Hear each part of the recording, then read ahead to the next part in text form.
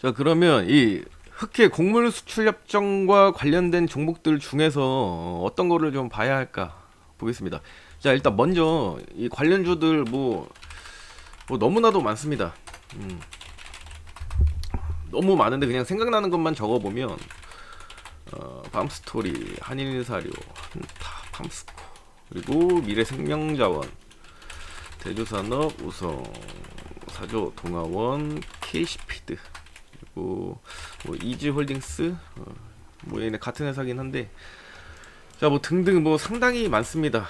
뭐 얘네가 어, 뭐 곡물, 사료, 비료 등 뭐 이런 애들이죠. 자, 아주 많은 종목들이 있는데 이 중에서 뭐 가장 눈에 들어오는 거는 사실 뭐 팜스토리죠. 팜스토리랑 한일사료, 뭐이 정도, 그리고 뭐 미래생명자원 정도. 보통 이제 많이 아는 종목들이 이거고 그 외에도 종목들이 더 있죠. 근데 이 중에서 아까 얘기한 대로 자 5월 18일 날 만약에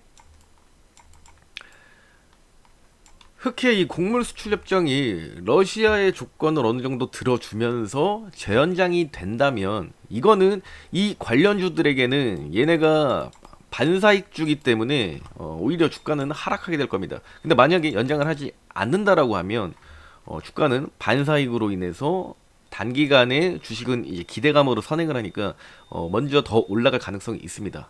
근데 자 18일날 결정이 되는 것까지 보기에는 좀 위험합니다. 그럼 오늘은 15일이니까 16, 17, 요 이틀 정도는 좀 볼만하다. 왜? 기든 아니든 간에 결국에 지금 기대감으로 움직이는 거고, 자, 이때 주가도 기대감이었잖아요.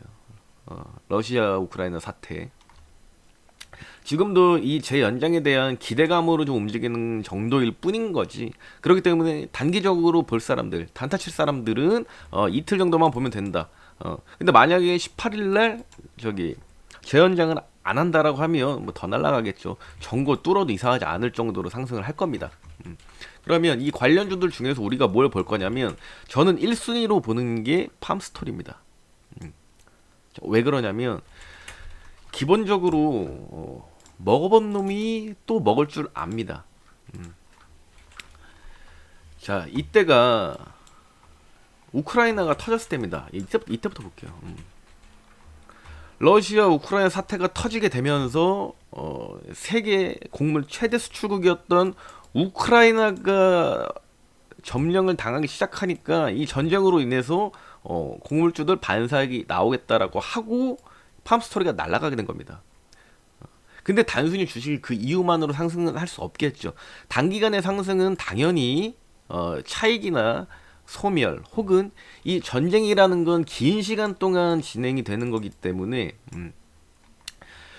그렇게 길게까지 쭉 끌어올리기에는 쉽지가 않죠. 그렇기 때문에 단기간의 상승을 반납은 했지만 주가 같은 경우엔 현재 전쟁 전 이 주가 범위 다시 회귀한 상태입니다.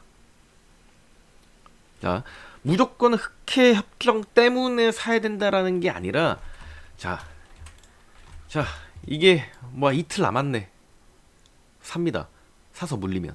자, 만약에 현재 주가가 6,300원 정도 해요. 근데 이게 협정이 이틀 남았대.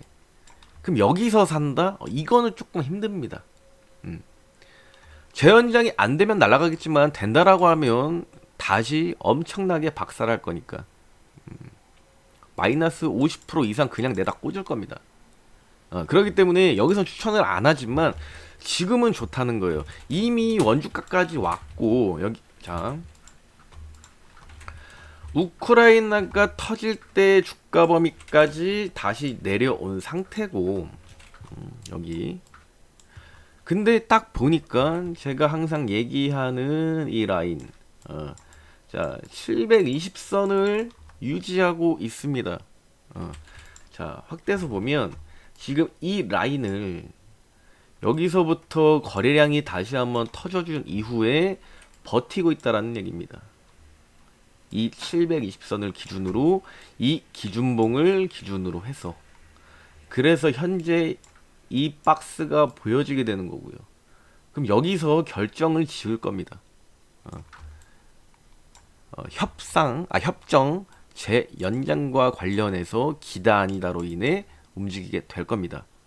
그런데 제가 말하는 건 뭐냐면 이런 재료로 매매를 하는 거 좋죠. 단기적으로 큰 수익을 기대할 수 있으니까. 그런데 자, 올라갔을 때가 아니라 내려갔을 때를 생각해 보자는 거예요.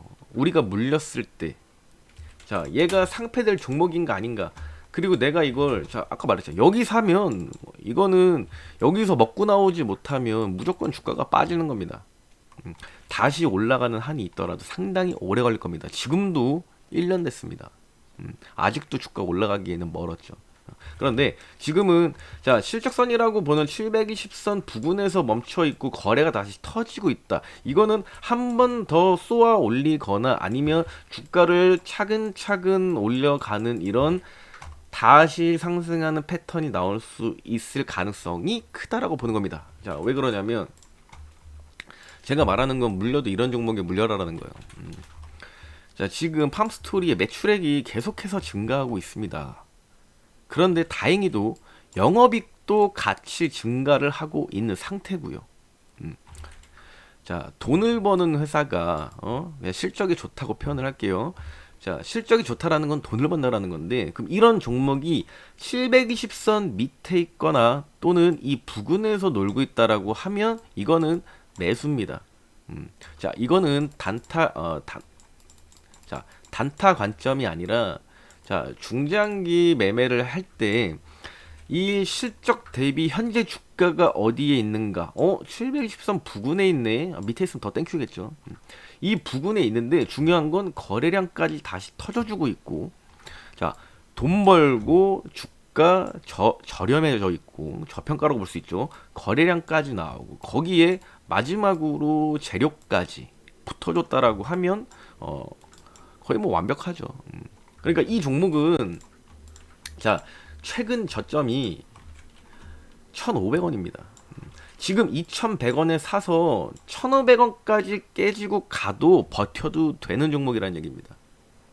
그래서 재료 매매, 테마 매매 또는 재료 매매 이런 거를 할 때 아무래도 보통 주가는 위에 위치해 있기 때문에 조금 부담이 되겠지만 이런 팜스토리 같은 건 물려도 버틸 수 있다. 그래서 그냥 재료가 없어도 지금도 그냥 사도 좋은데 그래도 협정이라는 재료까지 있으니까 이 구간 내에서는 요 구간에서 단타를 좋아하는 사람은 단타도 한번 접근해 볼 수 있고 근데 내가 물렸다 혹은 이 종목 나 장기적으로 가져갈래 다 좋습니다. 그래서 팜스토리는 지금부터 그냥 꾸준하게 계속 관심을 갖고 있어도 될 종목 중에 하나다라고 보이고 그러면 재협정과 관련해서 앞으로 팜스토리와 그리고 나머지 이 관련주들이 어떻게 움직일지 한번 지켜보도록 하겠습니다.